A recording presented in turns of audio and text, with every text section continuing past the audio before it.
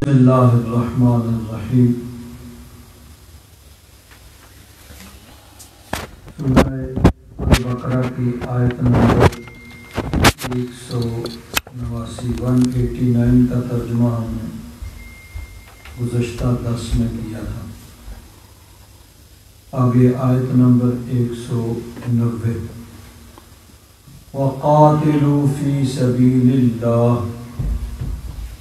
اور اللہ کی راہ میں لڑو، الذین یقاتلونکم، وہ جو تم سے لڑتے ہیں، ولا تعتدوا، اور زیادتی نہ کرو، حد سے نہ بڑھو، ان اللہ لا یحب المعتدین، بے شک اللہ تبارک و تعالی زیادتی کرنے والوں کو، حد سے بڑھنے والوں کو پسند نہیں فرماتا، دوست نہیں کرتا۔ مکہ مکرمہ میں نبی کریم صلی اللہ علیہ وسلم نے اعلان نبوت فرمایا تو اکثریت وہ اس نے انکار کیا، دشمن بن گئی۔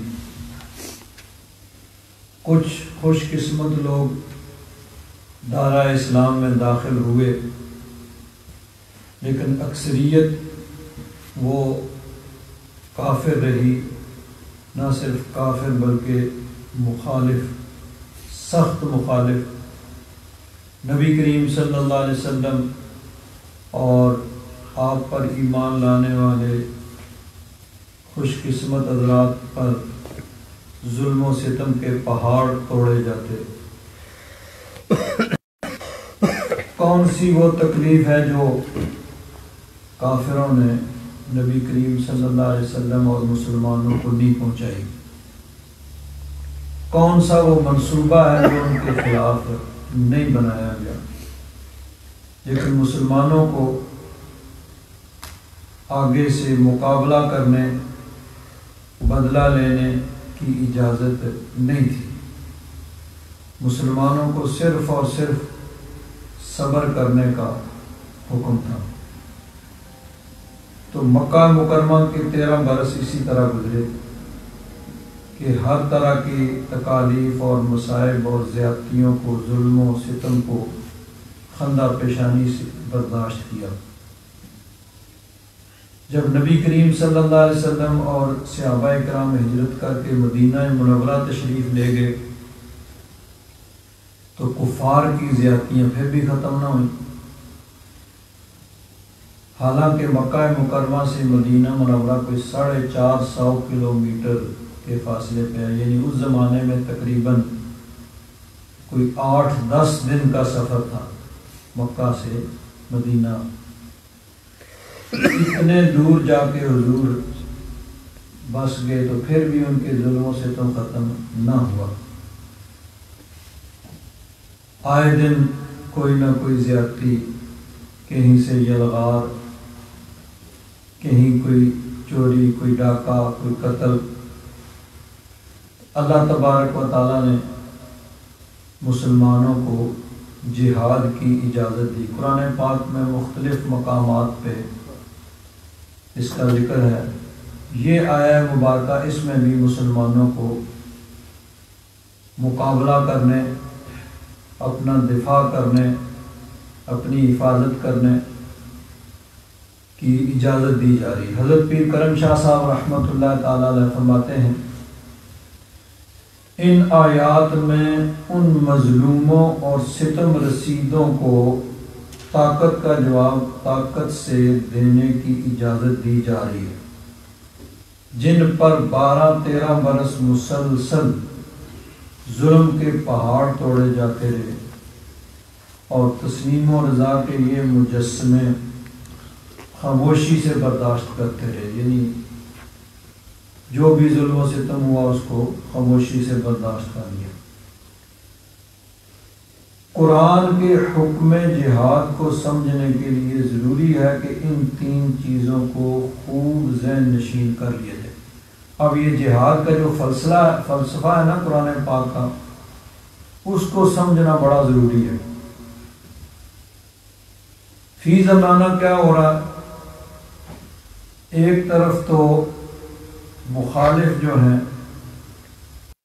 نہیں، ان کا تو کام ہی مخالفت کرنا ہے، اور انہوں نے تو مخالفت کرنی ہے، ان کی طرف سے جہاد کو بدنام کیا جا رہا ہے، بلکہ لفظ جہاد کو اس طرح بدنام کیا جا رہا ہے کہ مسلمان اس نام سے ڈرنا شروع کر دیں، محفل میں بیٹھے ہوئے ڈریں کہ کہیں کوئی جہاد کا ذکر نہ شروع کر دے۔ یعنی اس انداز میں میڈیا پر اس چیز کو بیان کیا جا رہا ہے کہ یہ لفظ خود مسلمانوں کے لیے ایک ڈر کا سبب بن جائے، بھئی ہماری موجودگی میں کسی محفل میں کوئی جہاد کا نام نہ لے لیں۔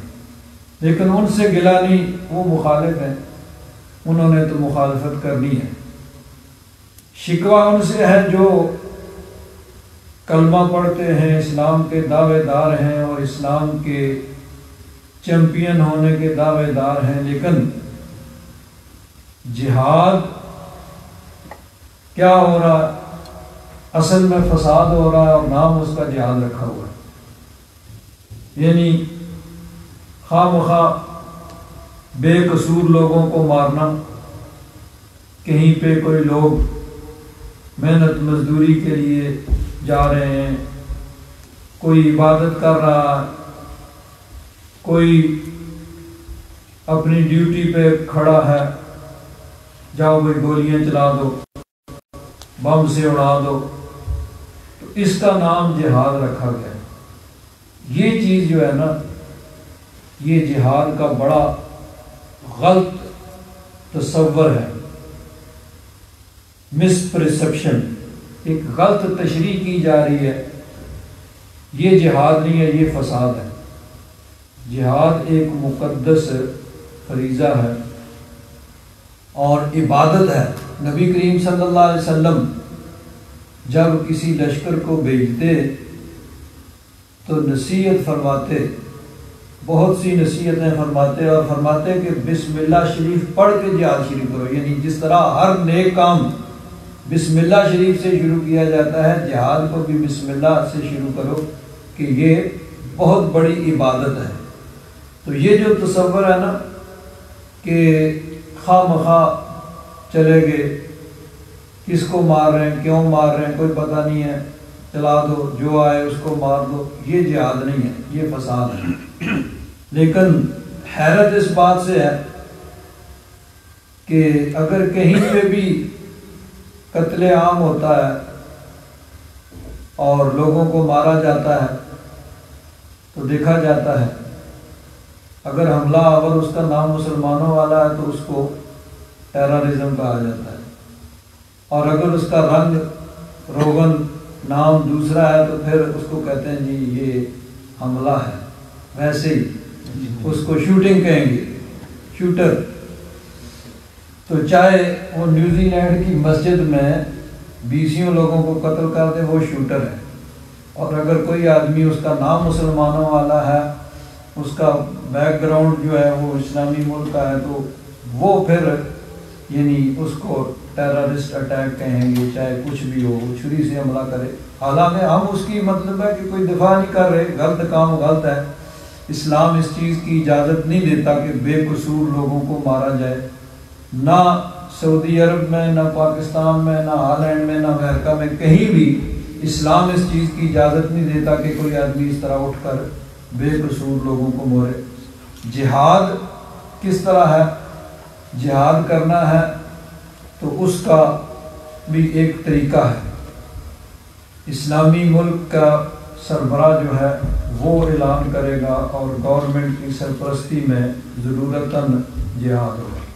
حضرت پیر کرم شاہ صاحب رحمۃ اللہ تعالیٰ نے فرماتے ہیں کہ قرآن پاک کا یہ جو جہاد کا حکم ہے، اس کو سمجھنے کے لیے کچھ چیزوں کو ذہن نشین کر لینا ضروری ہے۔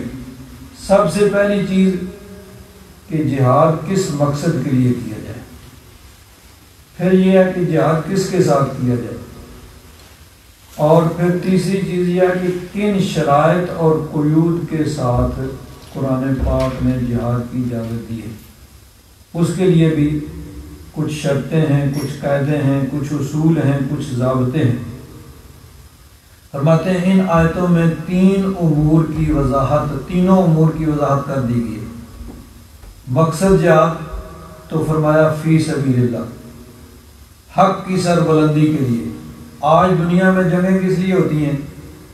لوٹ مار کے لیے، تجارتی و صنعتی رقابت ہوتی ہے، ایک دوسرے اصل مقصد یعنی مال اس پہ قبضہ کرنا ہے، کہیں کسی کے اسباب، کسی کے سورسز، وسائل ان پہ قبضہ کرنا ہے، نام اس کا کچھ دے لیں، بڑے خوبصورت ناموں میں ہم فلاں کو چھڑانے آ رہے ہیں، فلاں کو چھڑانے جا رہے ہیں، انسانیت، یہ وہ، دوسرا تیسرا امن، بڑے، لیکن اصل پیچھے مقصد کیا ہوتا ہے؟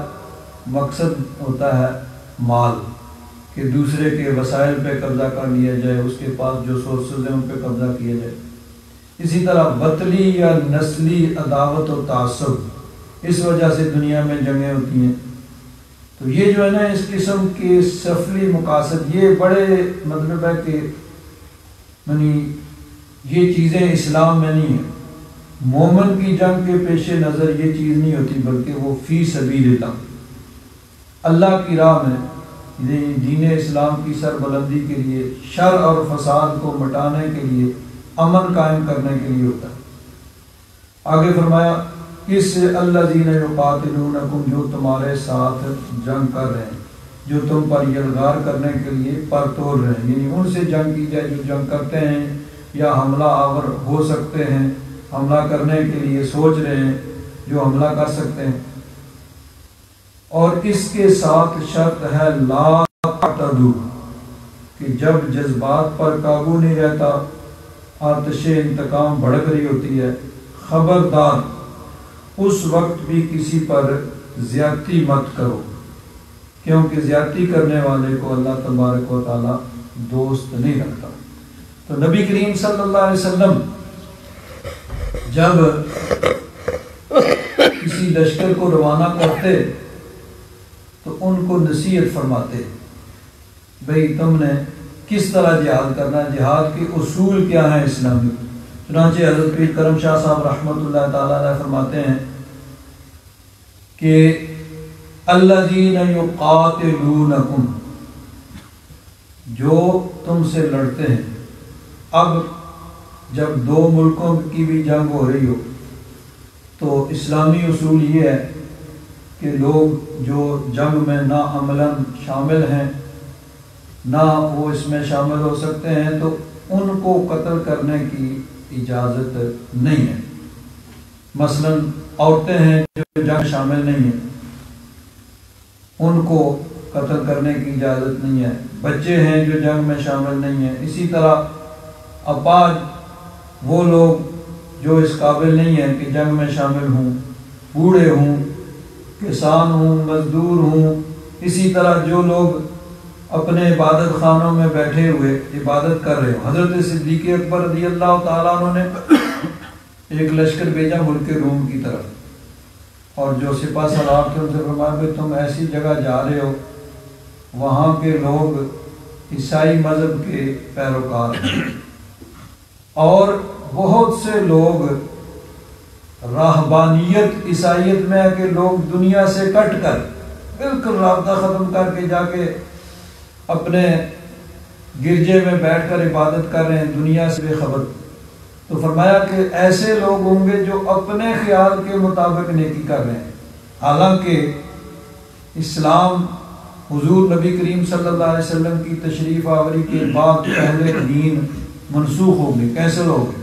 اب اس کو ماننے والا وہ درست نہیں ہے، لیکن بہرحال ان کا اپنا خیال ہے۔ تو فرمایا کہ اپنے خیال کے مطابق وہ نیکی اور عبادت کر رہے ہیں، تو ان سے تمہارا کوئی سروکار نہیں، ان پہ تم نے زیادتی نہیں کرنی، ان کو تم نے قتل نہیں کرنا۔ وہ لوگ اپنے بیٹھے ہوئے، ٹھیک ہے، ان کا اپنا طریقہ کار ہے، ان کا اپنا دین ہے، وہ کرتے رہیں، آگے جا کے خود اس کا جواب دیں گے، لیکن تمہاری جنگ ان سے ہوگی جو تمہارے ساتھ لڑنے والے ہیں۔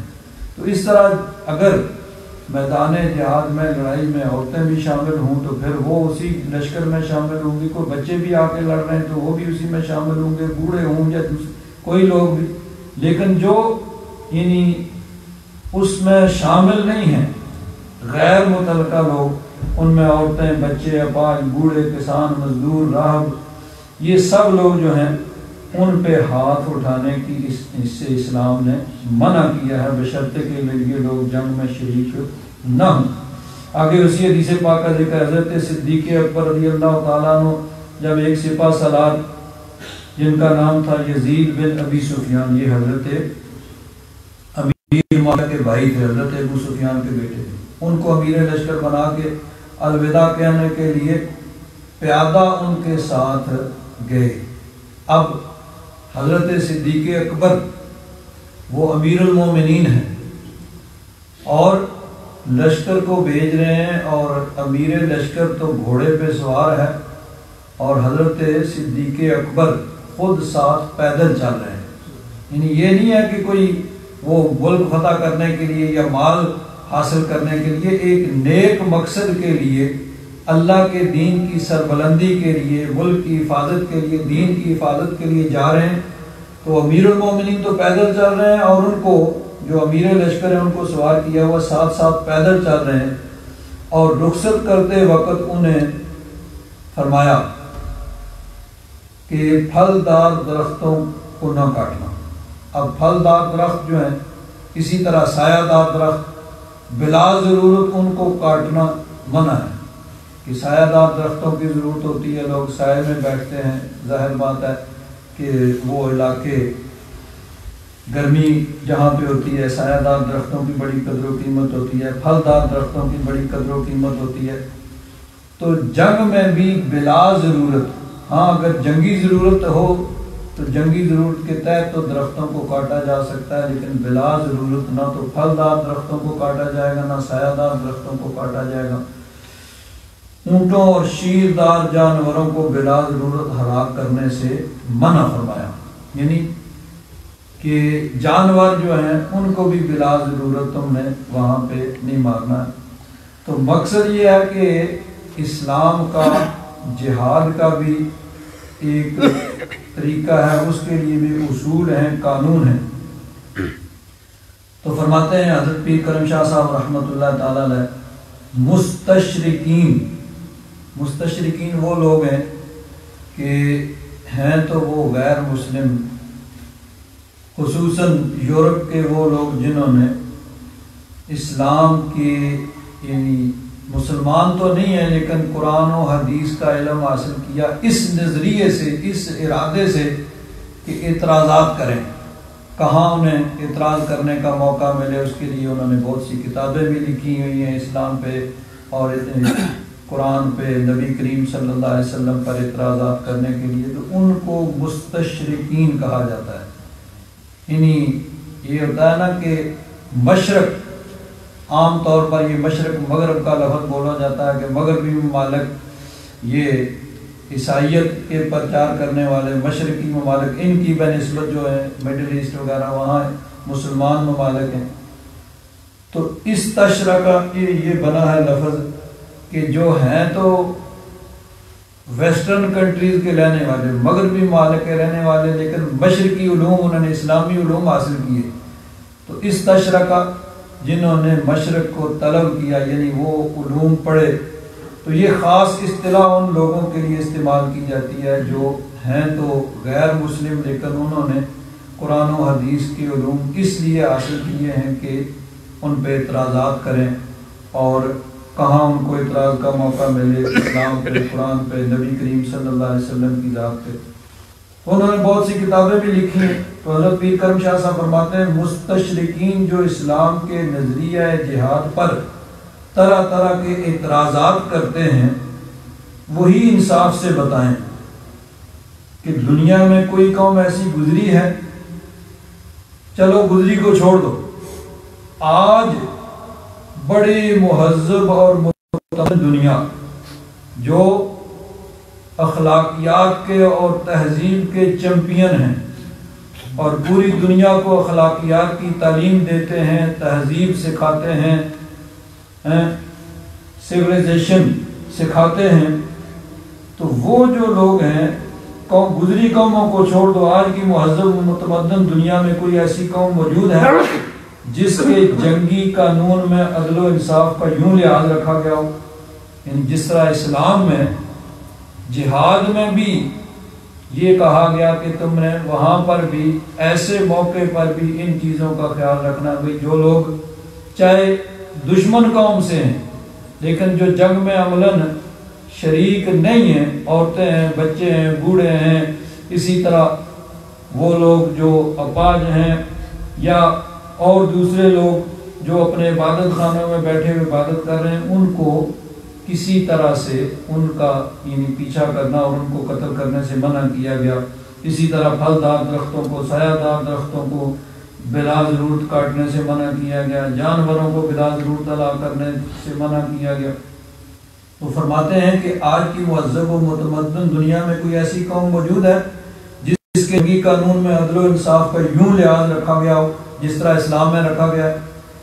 आज तो जंग शुरू होती है तो पुरअमन शहरियों और आबाद बस्तियों को एटम बमों से उड़ा के रख दिया जाता है। यानी ये जो दुनिया में आज सारी दुनिया को अखलाकियात और तहजीब सिखाने चले हैं, खुद क्या किया कि एटम बम फेंक के पूरे शहर को तबाह कर दिया। अब लड़ाई तो फौज की हो रही है, उस शहर में क्या है भाई, उस पर क्यों एटम बम फेंका, और चश्मे ज़दन में एक लम्हा में लाखों लोग मर गए और फिर आज तक वहां पे उसके असरात बाकी हैं। वो जो एटम बम फेंका गया, ये नहीं कि एक दफा लोग मर गए, आज भी उसकी वजह से वहां बीमारियां फैल रही। तो ये लोग हैं जो दुनिया को अखलाकियात सिखाते हैं और दुनिया में अमन का ढंढोरा पीटते हैं कि जी हम दुनिया में अमन चाहते हैं और अमन कायम करना चाहते हैं और ये और वो। तो ये इनका तरीका है, यानी कहना कुछ और करना कुछ और, वो हाथी के दांत दिखाने के और चबाने के और नहीं। इस्लाम में जिहाद के लिए भी उसूल मुकर्रर किए गए।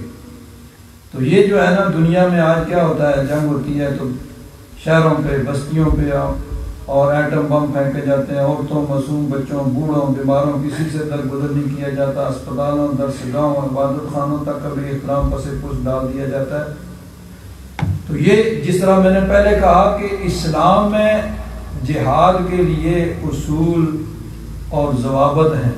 तो आज दुनिया में जो कुछ हो रहा है जिहाद के नाम पे, वो जिहाद नहीं, फसाद है कि नहीं कहीं पे चाहो बम चला दो, गोलियां चला दो, कोई नमाज पढ़ रहा है उसको मार दो, कोई मजदूरी के लिए जा रहा है उसको मार दो, अस्पतालों में जाके, यानी ये चीज़ इसका इस्लाम से ताल्लुक नहीं है। ये बहके हुए भटके हुए लोग हैं जो इस्लाम, यानी एक तरफ तो गैर मुस्लिम और मुखालिफ जो हैं वो गलत फहमियाँ फैला रहे हैं और दूसरी तरफ अपने जो कलमा पढ़ने वाले और इस तरह के उनके यानी कामों की वजह से फिर इस्लाम जो है वो बदनाम हो रहा है। इस्लाम का तसव्वुर तो ये है जो हमारी किताबों में लिखा हुआ है जिहाद का, कि जिहाद किस लिए करना है भाई, शर को, फसाद को मिटाने के लिए, अल्लाह तबारक व तआला के दीन की सरबुलंदी के लिए, अपने मुल्क की, अपने दीन की दिफा के लिए। तो इरशाद फरमाया वक़ातिलू फ़ी सबीलिल्लाहि अल्लज़ीना युक़ातिलूनकुम, और अल्लाह की राह में लड़ो उनसे जो तुमसे लड़ते हैं, वला तातदू, और इसमें भी फरमाया कि हद से ना बढ़ो, यानी हद से बढ़ना यही है कि जो लोग जंग में अमलन शरीक नहीं हैं उनको कत्ल किया जाए। तो जब अमलन जंग हो रही है उस वक़्त भी इस चीज़ का ख्याल रखा गया। इन्नल्लाह ला युहिब्बुल मुअतदीन, बेशक अल्लाह तबारक व तआला हद से बढ़ने वालों को पसंद नहीं फरमाता। वक़्तुलूहुम हैसु सक़िफ़्तुमूहुम, कत्ल करो उन्हें जहाँ पाओ, यानी जिनसे लड़ाई हो रही है अमरन, जब लड़ाई। अब वला तातदू से देखिए, उस वक़्त जब दस्त बदस्त लड़ाई होती थी तलवारों से, तीरों से, नेज़ों से, बालों से, तो क्या होता था कि अगर मुखालिफ जो है वो उस पर काबू पा लिया, اس کو قتل کر دیا. تو قتل ہوئے کے بعد میں اعضاء کاٹے جاتے، اس کا ناک کاٹ دیا، کان کاٹ دیے، آنکھیں نکال دی، یعنی آتش انتقام کی جو آگ ہے وہ پھر بھی ٹھنڈی نہیں ہوتی تھی، اس طرح کیا جاتا تھا. اسلام میں اس چیز کی اجازت نہیں ہے کہ کسی آدمی کو اس طرح مسئلہ، اس کو کہتے ہیں شکل بگاڑنا، مسئلہ کرنے کی اجازت نہیں ہے. اسی طرح اسلام میں اگر کسی کو قتل بھی کیا جائے گا تو وہ یعنی اس طرح کے مثلا تلوار سے اس زمانے میں قتل کیا جاتا تھا تاکہ مقصد حاصل ہو جائے. اب آگ میں جلانا یا کسی اور طریقے سے اس کی یعنی جس سے اس کو مرنا تو ہے ہی، لیکن اس سے پہلے اذیت اس کو پہنچانا، اس کی اجازت نہیں ہے. اب اس زمانے میں یہ بھی ہوتا تھا کہ اگر مخالف ہاتھ آ گیا تو بجائے تلوار کے قتل کرنے کے ٹھیک ہے بھئی پہلے اس کے پاؤں کاٹو، ہاتھ کاٹو اور اس کو تڑپا کے مارو. تو یہ چیز یعنی ولا تعتدوا، حد سے بڑھنا. جنگ کے اندر بھی جو عملاً پریکٹیکلی جنگ کے اندر شریک ہے کہ جس کے ساتھ تلوار کے ساتھ لڑائی ہو رہی ہے بھئی، یا تمہاری تلوار اس پہ پڑے گی یا اس کی تم پہ پڑے گی، دونوں میں سے کوئی ایک جائے گا. اگر تم نے اس پہ قابو کر لیا، اس کو قتل بھی کر دیا ہے، تو پھر بھی مسئلہ، شکل بگاڑنا، کان کاٹنا، ناک کاٹنا، آنکھیں نکالنا، اس چیز کی اجازت ولا تعتدوا میں یہ بھی ہے. تو اسلام کی جنگ صرف اعلاء کلمات اللہ کے لیے ہوتی ہے، اللہ کا نام بلند کرنے کے لیے ہوتی ہے. بڑا حضرت علی رضی اللہ تعالیٰ عنہ کا بڑا مشہور واقعہ ہے کہ آپ حضرت مولانا روم رحمۃ اللہ تعالیٰ علیہ نے بھی اس کو لکھا ہے کہ ایک جنگ میں ایک پہلوان کے ساتھ آپ کا مقابلہ ہو رہا ہے. تو حضرت علی رضی اللہ تعالیٰ عنہ، ظاہر بات ہے اس زمانے کے حساب سے ہاتھ میں تلوار ہے، دوسرے ہاتھ میں ڈھال ہے جس پہ مخالف کا وار روکا جاتا تھا. اس کے ہاتھ میں بھی تلوار ہوگی، ڈھال ہوگی، ایک دوسرے پہ وار کرنے کی کوشش کی جا رہی ہے، ایک دوسرے کو زیر کرنے کی کوشش کی جا رہی ہے.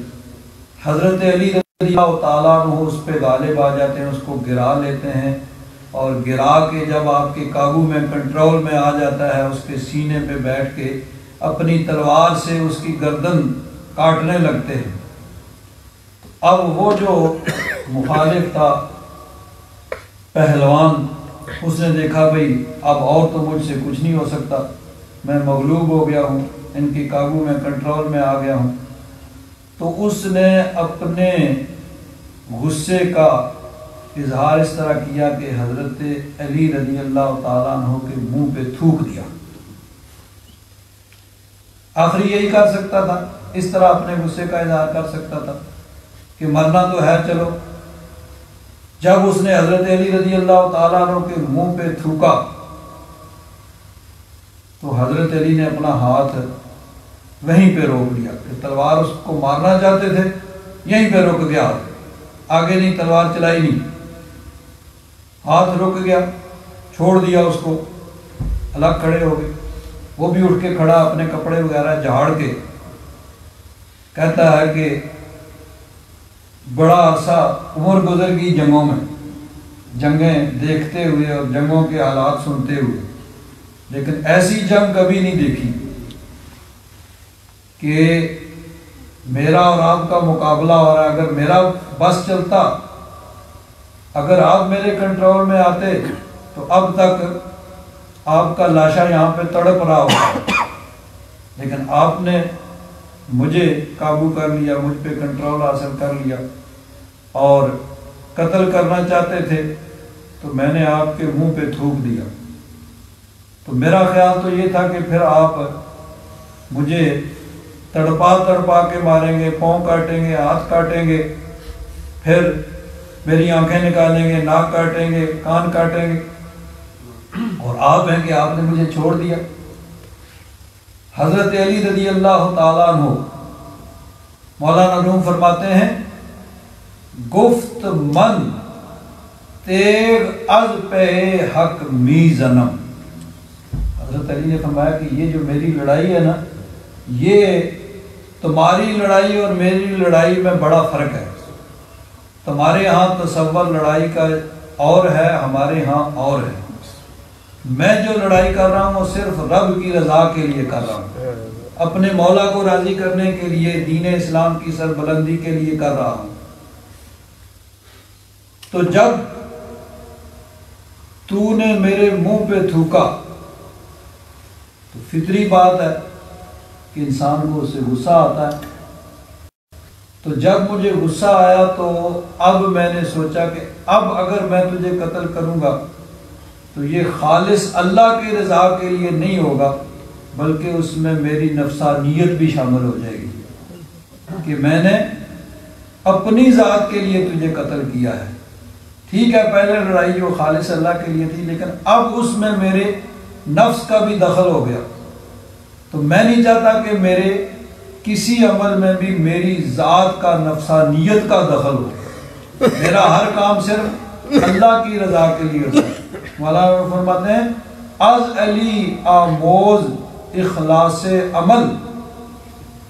اخلاص سیکھنا ہو نا عمل کا، کوئی خالص اللہ کے لیے کس طرح کیا جاتا ہے تو حضرت علی سے سیکھو کہ وہ مخالف، وہ دشمن جو اگر اس کا بس چلتا تو ایک لمحہ دیر نہ کرتا اس کو قتل کرنے سے، صرف اس لیے ہاتھ روک دیتے ہیں کہ اب اس میں میری ذات کا بھی دخل آ گیا.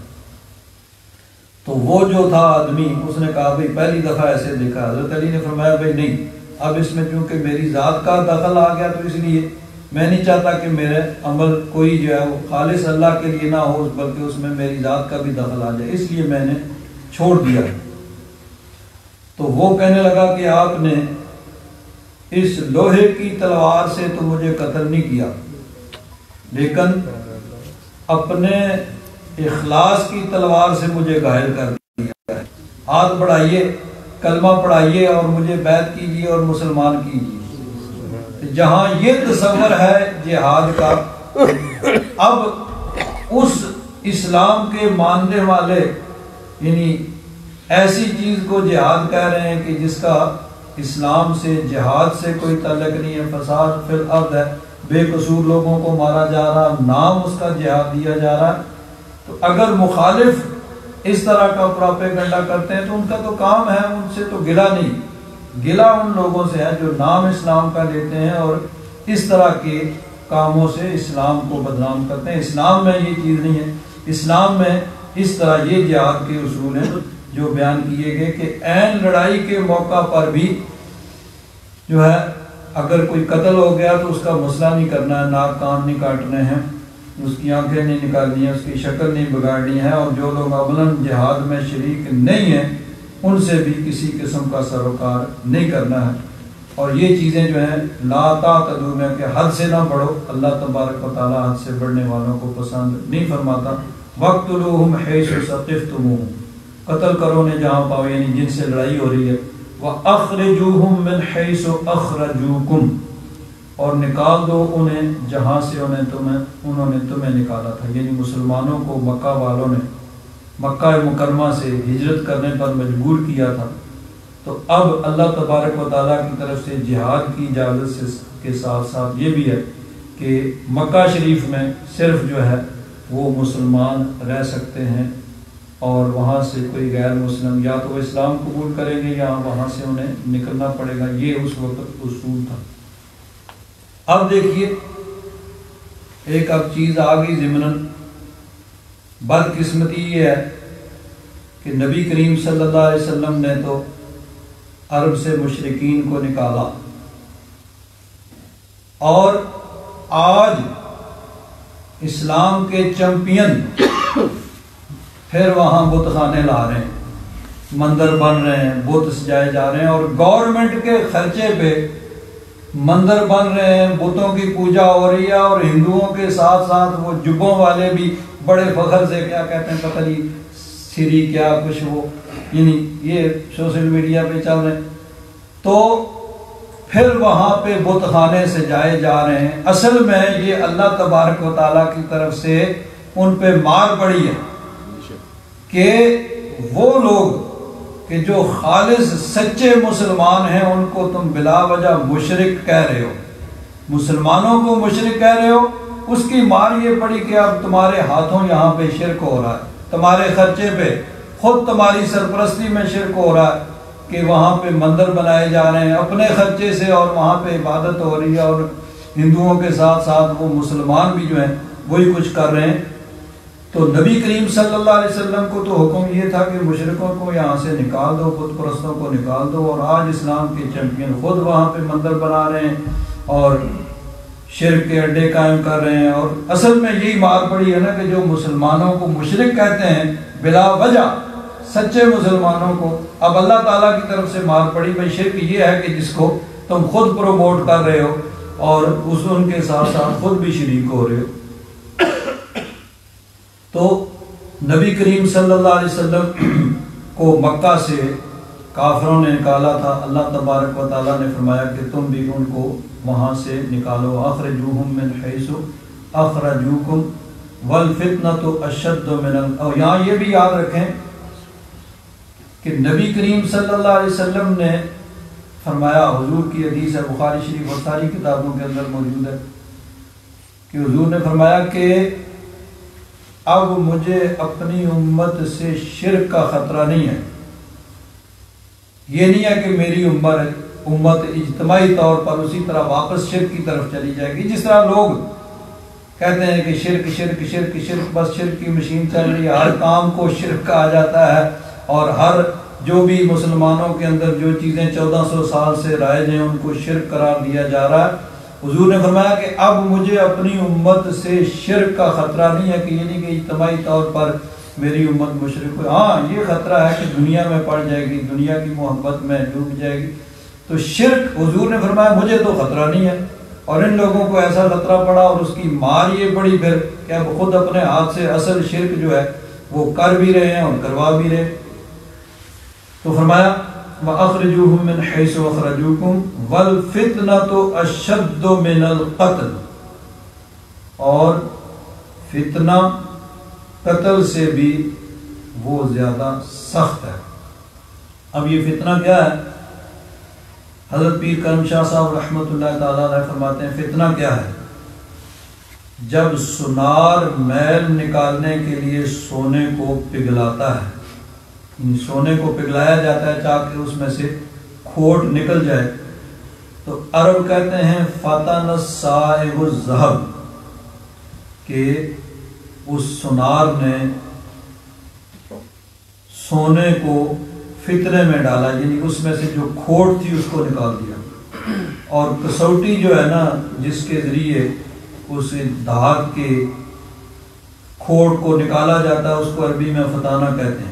جی اس کو لغوی معنی، اب اس کا استعمال سخت آزمائش میں کیا جاتا ہے، سخت آزمائش کو عربی میں فتنۃ کہتے ہیں، اور سب آزمائشوں سے سخت ترین آزمائش وہ ہے جو دین کے لیے ہو یا دین سے برگشتہ کرنے کے لیے ہو، یعنی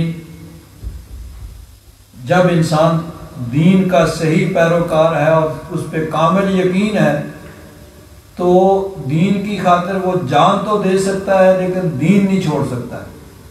اگر اس کو قتل کیا جائے تو یہ بھی ظلم ہے، لیکن اس سے بڑا ظلم یہ ہے کہ اس کو دین سے برگشتہ اور دین سے ہٹانے کی کوشش کی جائے۔ تو اب والفتنۃ اشد من القتل، یعنی کسی کو قتل کرنے سے زیادہ سخت یہ ہے کہ اس کو اس کا دین چھوڑنے پر مجبور کیا جائے، جس طرح مکہ مکرمہ میں یعنی کفار نے کیا کہ جو بھی آدمی مسلمان ہوتا اس پر ظلم و ستم کے پہاڑ توڑے جاتے اور اس کو مجبور کیا جاتا کہ تم دین اسلام کو چھوڑ دو۔ اللہ تعالیٰ نے فرمایا کہ یہ کام جو تم کر رہے ہو، مسلمانوں کو دین سے برگشتہ کرنے کی کوشش کر رہے ہو، یہ قتل سے بھی زیادہ سخت ہے۔ کفار مکہ غریب مسلمانوں کو دین سے برگشتہ کرنے کے لیے سخت ترین سزائیں دیا کرتے تھے۔ اللہ تبارک و تعالیٰ فرماتا ہے کہ قتل بھی بڑا بھیانک جرم ہے، لیکن کسی کو اس کے پسندیدہ عقائد سے باز رکھنا، جس کی صداقت اور سچائی پر وہ صدقے دل سے یقین رکھتا ہو، قتل سے بھی زیادہ خوفناک جرم ہے۔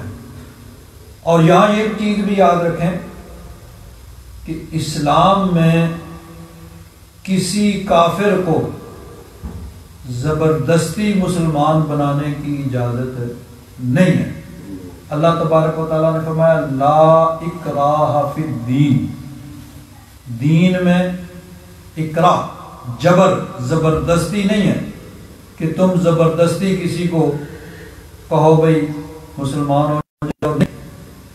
ہاں کفار کو تبلیغ کی جاتی ہے، تلقین کی جاتی ہے، اور تبلیغ اور تلقین دلائل سے بھی کی جاتی ہے، لیکن سب سے مؤثر ذریعہ، سب سے مؤثر ہتھیار وہ انسان کا اپنا عمل اور کردار ہوتا ہے کہ انسان اپنے عمل اور کردار کے ذریعے تبلیغ کرے، کہ ایسا عمل ہو، ایسا کردار ہو، ایسا کریکٹر ہو کہ دیکھنے والا کہے بھئی جس مذہب کا یہ پیروکار ہے وہ مذہب سچا مذہب ہے.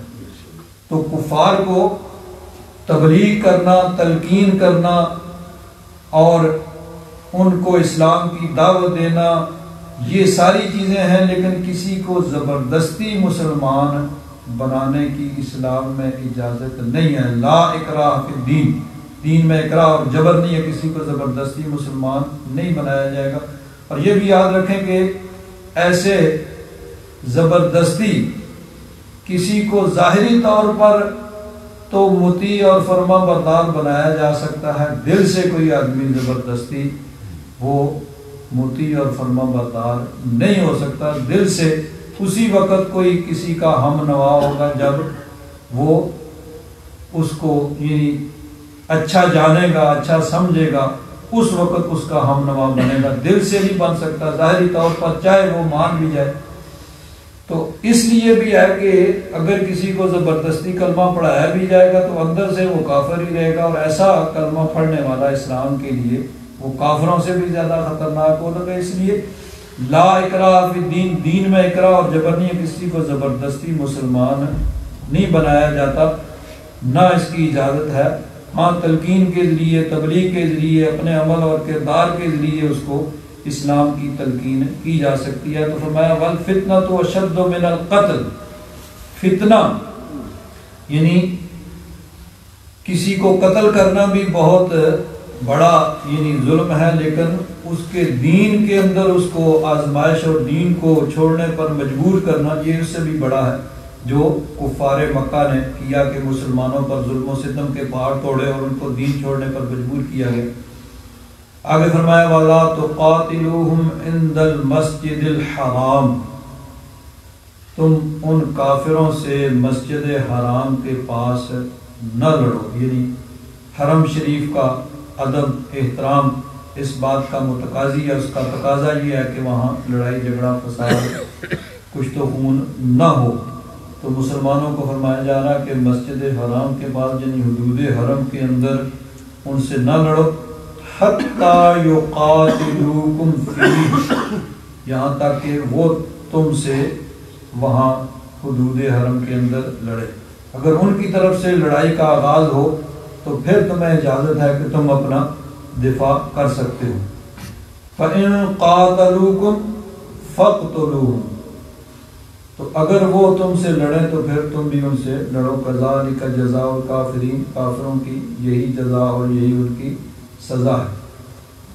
فَإِنِ انْتَهَوْا، پس وہ اگر باز آ جائیں، فَإِنَّ اللَّهَ غَفُورٌ رَحِيمٌ، تو بے شک اللہ تبارک و تعالی بخشنے والا، رحم فرمانے والا ہے.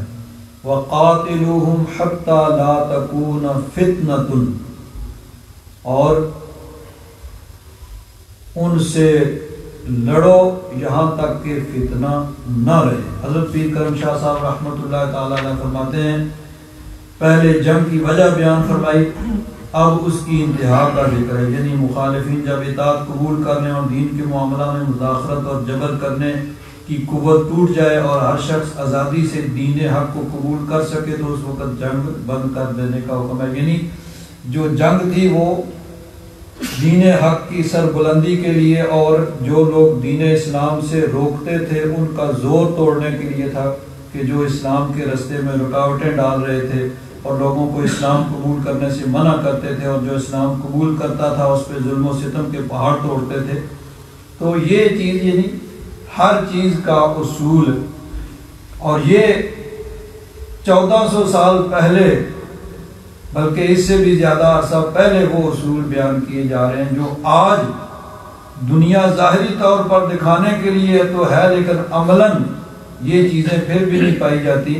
یہ اگر چیز ہے تو صرف اور صرف اسلام کے اندر ہے۔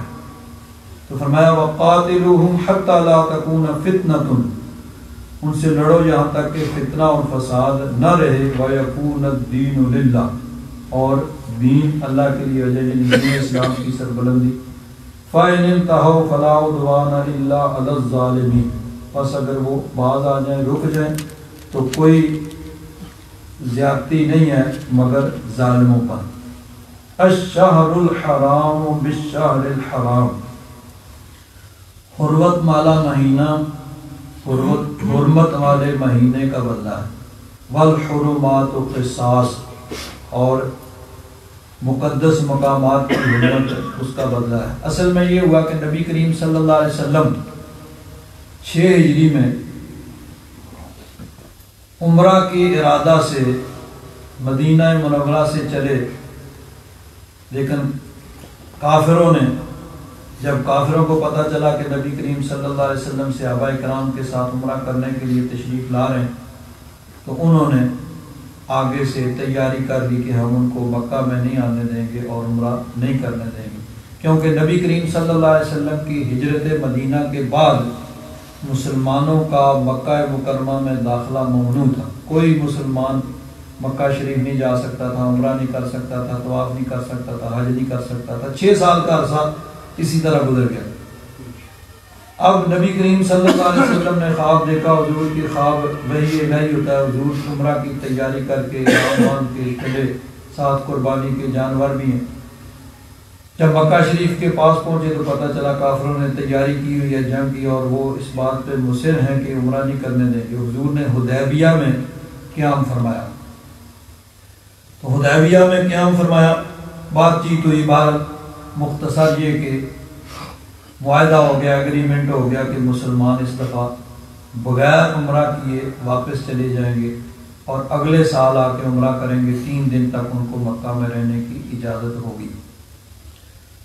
تو اب جب مسلمان دوبارہ عمرے کے لیے اگلے سال جب گئے تو اب ان کو خطرہ تھا کہ معاہدہ تو ہے کافروں سے، 10 سال لڑائی نہیں ہوگی، لیکن کیا اعتبار، وہ حملہ آور ہو جائیں، لڑائی پہ آمادہ ہو جائیں۔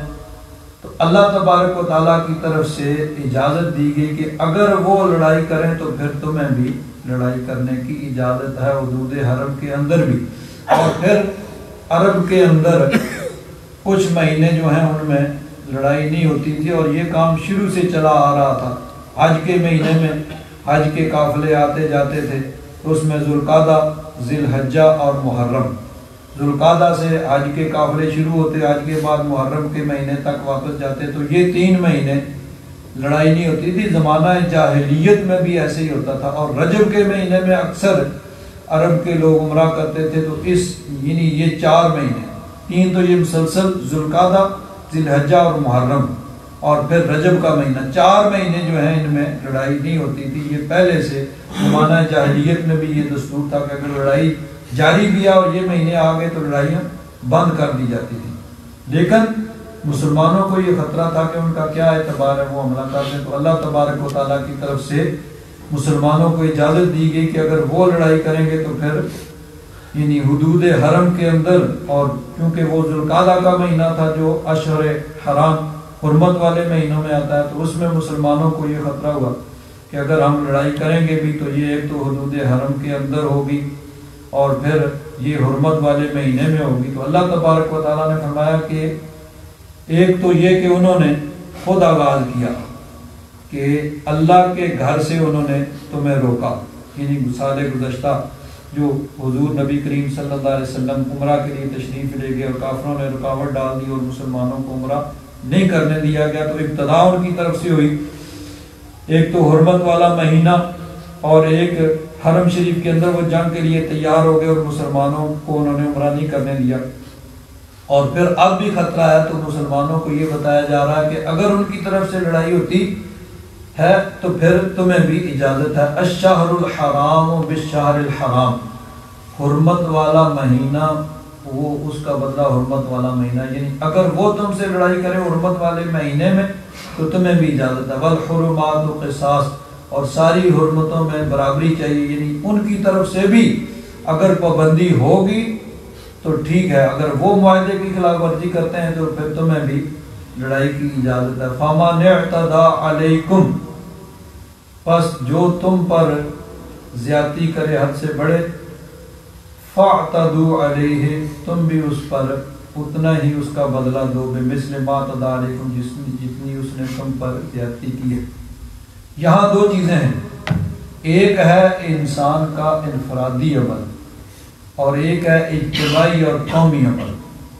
انفرادی طور پر جہاں تعلق ہے، نبی کریم صلی اللہ علیہ وسلم نے کبھی اپنی ذات کی خاطر کسی سے بدلہ نہیں لیا۔ اگر کسی نے کوئی زیادتی کی بھی تو حضور نے درگزر فرمایا، معاف فرمایا، یعنی اپنی ذات کے لیے کسی سے بدلہ نہیں لیا۔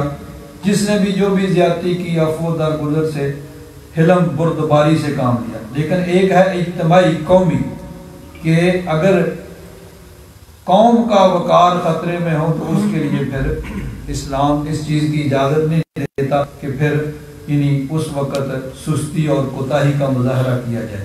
تو یہ اجتماعی بات ہے کہ اگر وہ فَمَنِ اعْتَدَىٰ عَلَيْكُمْ، جمع کا ذکر ہے کہ اگر ان کی طرف سے زیادتی ہو تم پر، فَاعْتَدُوا عَلَيْهِمْ بِمِثْلِ مَا اعْتَدَىٰ عَلَيْكُمْ، تو پھر تم بھی ان پر اتنی ہی زیادتی کرو جتنی انہوں نے تم پر کی تھی۔ وَاتَّقُوا اللَّهَ، اللہ تبارک و تعالیٰ سے ڈرتے رہو۔ وَاعْلَمُوا أَنَّ اللَّهَ مَعَ الْمُتَّقِينَ، اور جان لو کہ اللہ تبارک و تعالیٰ متقین کے ساتھ ہیں۔ وَأَنفِقُوا فِي سَبِيلِ اللَّهِ، اور اللہ کی راہ میں خرچ کرو۔ یہاں مطلقاً ہے، جہاں بھی یعنی ضرورت ہو اللہ تبارک و تعالیٰ کا حکم، اس میں فرض جو صدقات یعنی زکوٰۃ کے علاوہ باقی نفری صدقات، اور جہاں پر دین اسلام کی سربلندی کے لیے، جہاد کے لیے جیسے بھی ضرورت ہو، سب اس کے اندر سب شامل ہیں۔ وَلَا تُلْقُوا بِأَيْدِيكُمْ إِلَى التَّهْلُكَةِ، اور اپنے آپ کو ہلاکت میں نہ ڈالو۔ وَأَحْسِنُوا، اچھے کام کرتے رہو۔ إِنَّ اللَّهَ يُحِبُّ الْمُحْسِنِينَ، بے شک اللہ تبارک و تعالیٰ اچھے کام کرنے والوں کو، محسنین کو پسند فرماتا ہے۔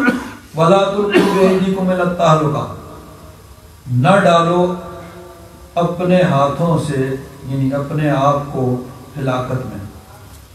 اس کا جو مفہوم ایک تو یہ ہے کہ اپنے آپ کو ہلاک کرنا، یعنی جس کو خودکشی کہا جاتا ہے، سوسائڈ، یہ منع ہے اور سخت گناہ اور جرم ہے۔ لیکن اس کا ایک مفہوم جو مفسرین کرام نے بیان کیا، حضرت پیر کرم شاہ صاحب رحمۃ اللہ تعالیٰ علیہ فرماتے ہیں، حضرت ابو ایوب انصاری رضی اللہ تعالیٰ عنہ فرماتے ہیں، ان الالقاء بالید الی التہلکۃ هو ترک الجہاد فی سبیل اللہ، کہ اپنے آپ کو ہلاکت میں ڈالنے کا معنی کیا ہے کہ اللہ کی راہ میں جہاد کو چھوڑ دیا جائے۔ یعنی جب کوئی کمزور ہوگا تو کمزوری سب سے بڑا جرم ہے، تو اس لیے مسلمانوں کو اپنے آپ کو جنگ کے لیے تیار رہنے کا حکم دیا گیا۔ وہ جو کہتے ہیں نا کہ اگر تم امن چاہتے ہو تو جنگ کے لیے تیار ہو، تو اگر کوئی مضبوط ہوگا، طاقتور ہوگا تو اس سے کوئی نہیں لڑے گا، اور جو بھی کمزور ہوگا تو ہے جرم ضعیفی کی سزا مرگ مفاجات، تو کمزور پہ تو ہر کوئی دوڑ کے بھاگے گا۔ تو اس لیے مسلمانوں کو قوم اس چیز کا حکم دیا جا رہا ہے کہ تم کسی طرح کی کمزوری کا مظاہرہ نہ کرو۔ تو یہاں اپنے آپ کو ہلاکت میں ڈالنے کا معنی یہ ہے کہ جہاد کو ترک کر دینا، اپنے آپ کو مضبوط نہ کرنا، کمزور ہونا۔ تو جب کمزور ہوگے تو پھر کمزوری کی سزا یہی ہوگی۔ تو امن چاہتے ہو تو جنگ کے لیے تیار ہو۔ تو حضرت ابو ایوب انصاری، اور یہ کون ہے؟ میزبان رسول۔ نبی کریم صلی اللہ علیہ وسلم جب مدینہ منورہ تشریف لائے تو سب لوگوں کی خواہش تھی کہ حضور ہمارے گھر میں قیام فرمائیں، لیکن حضور نے فرمایا بھئی میری اونٹنی کو چھوڑ دو، یہ مامورۃ، اس کو رب کا حکم ہو چکا ہے، جہاں یہ جا کے ٹھہرے گی وہیں پہ میرا قیام ہوگا۔ تو مسجد نبوی شریف کی جو جگہ ہے یہاں آ کے وہ اونٹنی بیٹھی، اور اس میں سب سے قریب حضرت ابو ایوب انصاری رضی اللہ تعالیٰ عنہ کا مکان تھا۔ تو حضرت ابو ایوب انصاری رضی اللہ تعالیٰ عنہ کے گھر میں حضور نے قیام فرمایا، تو ان کو میزبان رسول کہا جاتا ہے کہ نبی کریم صلی اللہ علیہ وسلم کی میزبانی کا شرف ان کو حاصل ہوا۔ تو یہ فرماتے ہیں کہ اپنے آپ کو ہلاکت میں ڈالنے کا معنی یہ ہے کہ اللہ کی راہ میں جہاد کو ترک کر دینا۔ چنانچہ ترمذی شریف کے اندر یہ حدیث پاک ہے کہ حضرت اسلم ابی عمران وہ فرماتے ہیں کہ ہم قسطنطنیہ پر حملہ کرنے جب حملہ کیا تو رومیوں کا ایک لشکر جرار ہمارے مقابلہ میں تھا اور مسلمانوں کی فوج ان کے مقابلے میں تھی۔ تو ایک مسلمان، یعنی لشکر آمنے سامنے ہیں، ایک مسلمان سپاہی نے تنہا لشکر روم پر حملہ کر دیا اور ان کی صفوں میں گھس گیا۔ تو لوگ چلائے سبحان اللہ، اس نے اپنے ہاتھوں سے اپنے آپ کو ہلاک کیا۔ تو حضرت ابو ایوب انصاری رضی اللہ تعالیٰ عنہ کھڑے ہو گئے اور فرمانے لگے اے لوگو، تم نے اس آیت کا غلط مطلب سمجھا ہے، آؤ میں تمہیں اس کا شان نزول بتاؤں کہ اس کا شان نزول کیا ہے۔ فرماتے ہیں جب اسلام کو غلبہ حاصل ہو گیا اور مسلمان مجاہدوں کی تعداد بھی کافی بڑھ گئی تو ہم انصار، یہ انصار مدینہ میں سے مدینہ شریف کے رہنے والے تھے، تو فرماتے ہیں انصار مدینہ نے آپس میں مشورہ کیا کہ اب جان بازوں کی کمی نہیں رہی ہے اور اسلام کو عزت و عظمت حاصل ہو گئی ہے، اور مسلسل کئی سال تک ہم اپنی کھیتی باڑی اور کاروبار کی طرف کوئی توجہ نہیں دے سکے۔ انصار کا یعنی باغبانی، کھیتی باڑی، یہی ان کا پہلے کام ہوتا تھا۔ تو اب ہمیں اپنی مالی حالت درست کرنے کے لیے ساری کوششیں صرف کرنی چاہیے۔ اس وقت اللہ تبارک و تعالیٰ نے یہ آیت نازل فرمائی جس میں یہ تصریح تھی کہ اے انصار، اگر تم جہاد کو چھوڑ کر زراعت و تجارت میں کھو کر رہ گئے تو سمجھ لو کہ تم نے اپنے ہاتھوں سے اپنے آپ کو ہلاکت کے گڑھے میں پھینک دیا۔ حضرت ابو ایوب انصاری رضی اللہ تعالیٰ عنہ، یہ اس وقت حالانکہ یہ تقریباً کوئی 50 ہجری یا اس کے قریب کی بات ہے، تو بہت بوڑھے وہ صحابی تھے، لیکن وہیں پہ وہ اسی جنگ کے اندر یعنی وہیں پہ ان کی شہادت ہوئی، اور وہی جو فصیل شہر تھی وہیں پہ ان کا یعنی قبر شریف، ان کی مزار شریف آج بھی وہاں پہ موجود ہے اور لوگ جا کے اس کی زیارت کرتے ہیں، وہاں فاتحہ خوانی کرتے ہیں۔ تو بہرحال حضرت ابو ایوب انصاری رضی اللہ تعالیٰ عنہ نے فرمایا کہ اپنے ہاتھوں سے ہلاکت میں ڈالنے کا مطلب یہ ہے کہ جہاد سے تم ہاتھ کھینچ لو، اور جب تم جہاد سے ہاتھ کھینچو گے، اپنے آپ کو کمزور کرو گے، تم مضبوط نہیں ہوگے، تو پھر اس کا نتیجہ یہ نکلا کہ ہر کوئی تم پہ چڑھ دوڑے گا، اور جب مسلمان مضبوط ہوں گے تو پھر کوئی بھی ان سے لڑنے سے پہلے 100 بار سوچے گا کہ ہے جرم ضعیفی کی سزا مرگ مفاجات، کہ جو کمزور ہوتا ہے سب اس پہ دوڑتے ہیں، اور مضبوط جو ہوتا ہے اس کی طرف دیکھنے کی طرف میں پہلے سوچا جاتا ہے۔ تو اس لیے مسلمانوں کو یہ کہا گیا کہ تم یعنی اپنے آپ کو مضبوط کرو، اور یہ جو مقولہ ہے کہ اگر امن چاہتے ہو تو پھر جنگ کے لیے تیار ہو، جنگ کے لیے جب تیار ہوگے تو تبھی امن ہوگا، اگر تم جنگ کے لیے تیار نہیں ہوگے تو پھر امن بھی حاصل نہیں کیا جا سکتا۔ یہاں یہ لفظی اس کا معنی یہ تو ہو گیا نا، اس کا حقیقی مفہوم جو حضرت ابو ایوب انصاری رضی اللہ تعالیٰ عنہ نے بیان کیا، لیکن لفظی معنی یہ ہے کہ وَلَا تُلْقُوا بِأَيْدِيكُمْ إِلَى التَّهْلُكَةِ، اپنے ہاتھوں سے اپنے آپ کو ہلاکت میں نہ ڈالو۔ تو دوسری جگہ بھی فرمایا وَلَا تَقْتُلُوا أَنفُسَكُمْ، اپنے آپ کو قتل نہ کرو۔ تو اس اعتبار سے خودکشی حرام ہے کہ اپنے آپ کو قتل کرنا، خودکشی جس کو کہا جاتا ہے، انگلش والے سوسائڈ کہتے ہیں، یہ حرام ہے اور سخت جرم، گناہ یعنی کبیرہ ہے کہ جو اپنے آپ کو قتل کرتا ہے۔ اس کی صورت کوئی بھی ہو سکتی ہے۔ حدیث پاک میں آتا ہے کہ ایک جنگ کے اندر ایک آدمی تھا، مسلمانوں کی طرف سے لڑ رہا ہے اور بڑی بہادری کے ساتھ لڑ رہا ہے۔ تو ایک آدمی نے، ایک صحابی آئے حضور کی بارگاہ میں، عرض کہ یا رسول اللہ فلاں نے تو آج کمال کر دیا، کیسی جنگ کر رہا ہے کہ صفوں کی صفیں الٹ رہا ہے۔ تو حضور نے فرمایا کہ ہوا فی النار، وہ تو جہنمی ہے۔ صحابہ کرام نے سنا تو ٹھٹک کے رہ گئے، حیران رہ گئے کہ اتنی بہادری سے جو آدمی مسلمانوں کی طرف سے لڑ رہا ہے، کافروں کو قتل کر رہا ہے، تو اس کے بارے میں فرمایا جا رہا ہے کہ یہ جہنمی ہے۔ اب صحابہ کرام کو نبی کریم صلی اللہ علیہ وسلم کی بات پہ یقین کامل تھا کہ جس طرح اس بات پہ یقین کامل ہے کہ 2 + 2 4 ہوتے ہیں، 3 یا 5 نہیں ہو سکتے، یا جس طرح اس بات پہ یقین کامل تھا کہ سورج مشرق سے نکلتا ہے، اسی طرح ان کو یقین کامل تھا کہ جو حضور نے فرمایا وہ حق ہے، ہمیں سمجھ آئے یا نہ آئے، ہماری آنکھوں سے پوشیدہ ہو، لیکن جو حضور نے فرمایا وہی درست ہے۔ تو ایک صحابی فرماتے ہیں کہ میں نے تہیہ کر لیا کہ میں آج اس آدمی کے ساتھ ساتھ رہوں گا، دیکھوں گا کہ اس کا انجام کیا ہوتا ہے جو اتنی بہادری سے لڑ رہا ہے۔ حضور فرماتے ہیں کہ وہ جہنمی ہے۔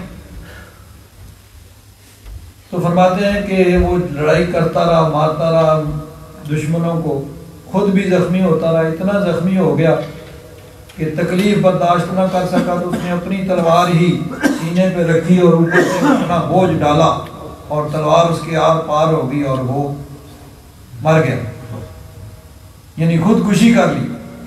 اب خودکشی حرام ہے تو وہ حرام موت مرا۔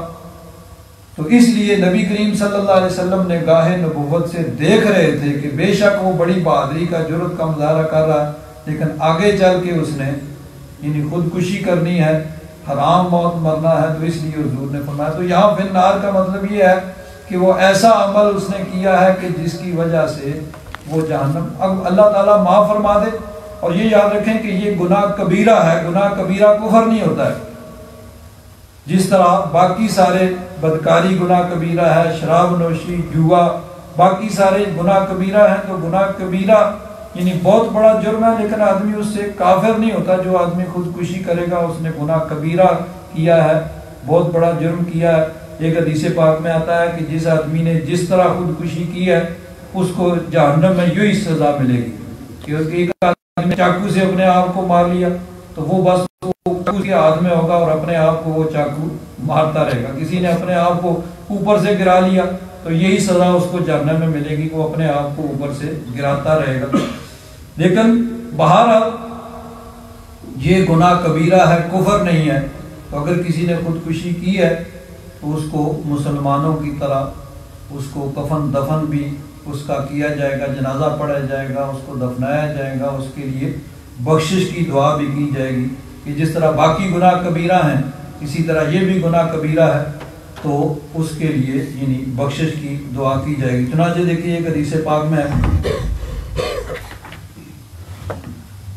حضرت جابر بن عبداللہ انصاری رضی اللہ تعالیٰ عنہ بیان کرتے ہیں کہ حضرت طفیل بن عمر نے نبی کریم صلی اللہ علیہ وسلم سے کہا کہ آپ کا فلاں مضبوط قلعہ کے متعلق کیا خیال ہے۔ اس میں آگے ہے کہ حضرت طفیل نے جب ہجرت کی تو ان کے ساتھ ان کے قبیلے کا ایک شخص اس نے بھی ہجرت کی، وہ شخص بیمار ہو گیا، یعنی مدینہ منورہ میں آئے، ہجرت کر کے مسلمان ہوئے، صحابی رسول بن گئے، تو وہ بیمار ہو گیا اور اس شخص نے بے صبری کی اور چھری سے اپنے ہاتھ کی رگیں کاٹ ڈالی۔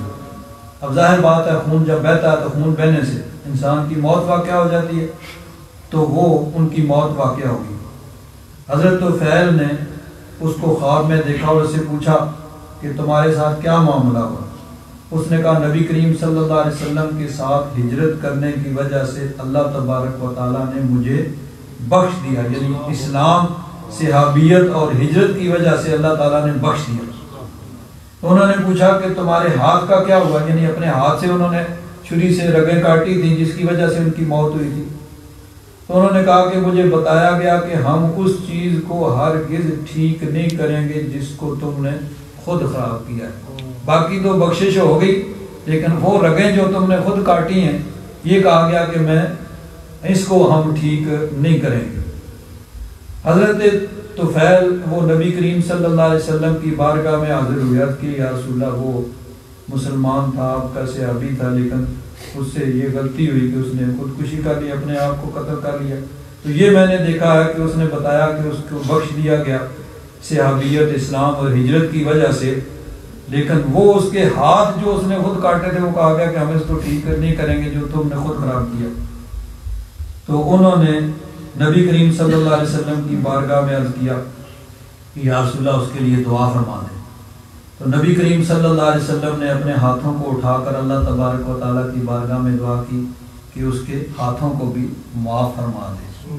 جب نبی کریم صلی اللہ علیہ وسلم کی دعا اللہ تبارک و تعالیٰ کی بارگاہ میں ہوئی تو ظاہر بات ہے اللہ تبارک و تعالیٰ کا ان پہ کرم ہوا ہوگا، لیکن بہرحال یعنی یہ کہ انہوں نے خودکشی کی تھی تو یہ گناہ کبیرہ کیا تھا، تو اسلام اور صحابیت اور ہجرت کی وجہ سے بخشش تو ہوگی، لیکن فرمایا گیا کہ یہ جو تم نے خود خراب کیا ہے یہ اس کو ہم درست نہیں کریں گے۔ لیکن نبی کریم صلی اللہ علیہ وسلم کا کرم، وہ حضور کے ابھی تھے تو حضور نے دعا فرمائی، اللہ تبارک و تعالیٰ کا ان پر کرم ہوا ہوگا، لیکن بہرحال یہ جو خودکشی ہے یہ گناہ کبیرہ ہے اور یہ بہت بڑا جرم ہے کہ یعنی جس کی وجہ سے جہنم کے اندر اسی طرح سزا ملے گی جو کام جس کے ذریعے اس نے خود اپنے آپ کو قتل کیا۔ الحمدللہ رب العالمین والصلاة والسلام علی حبیبہ سیدنا و مولانا محمد وعلی آلہ وصحبہ اجمعین۔ اللہم انک عفو کریم تحب العفو فاعف عنا یا غفور یا غفور یا غفور۔ صلی اللہ تعالی علی حبیبہ سیدنا و مولانا محمد وعلی آلہ وصحبہ اجمعین۔